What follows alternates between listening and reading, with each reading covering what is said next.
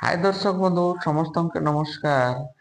आउ सरकार गोटे नया नियम आनिछन जेनटा कि पीएम किसान सीएम किसान आउ तमर चाषी आईडी सेटा डिजिटल करवा के चाहछन। आउ सेटा 14 नंबरिया माने 14टा नंबर थिवा से माने डिजिटल आईडी देवे।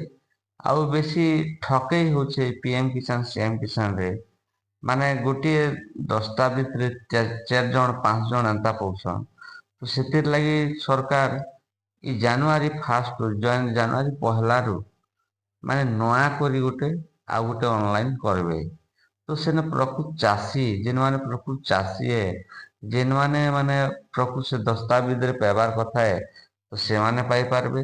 ତ ଚାଲୁନ ଦେଖୁନ ଆପଣ के पेपर माध्यम रे मुई देखुछे इटा मुई नहीं कहबार आज्ञा जेनटा सरकार कहउछन से न्यूज के आपण मानकर पाके मुई देखुछे।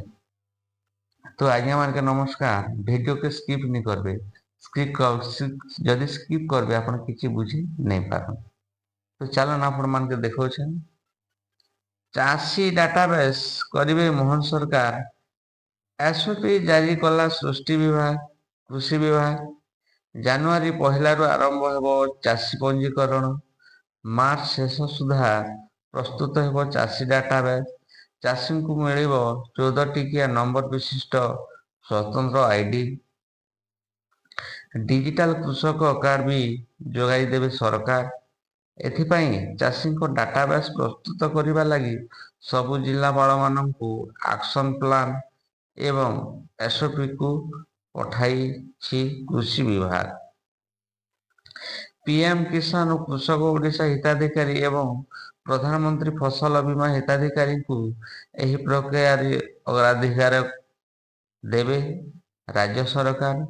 प्रथम पर्याय जानुआरी रु 1 रु मार्च 31 तारिख पर्यंत पंजीकरण चलिबो। एथिपाई सबु पंचायत रे खोलिबो स्वतंत्र शिविर। एही शिविर रे 2 जन लेखाए ग्राम कृषि सेवक ओ जड़े राजस्व निरीक्षक उपस्थित रहिबे।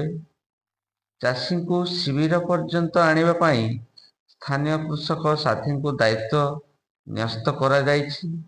प्रत्येक शिविरर तदारख दायित्व रे कृषि ओवरसियर ब्लॉक कृषि अधिकारी अतिरिक्त तहसीलदार किंबा तहसीलदारଙ୍କ ମଧ୍ୟରୁ ଜଣେ ରହିବେ।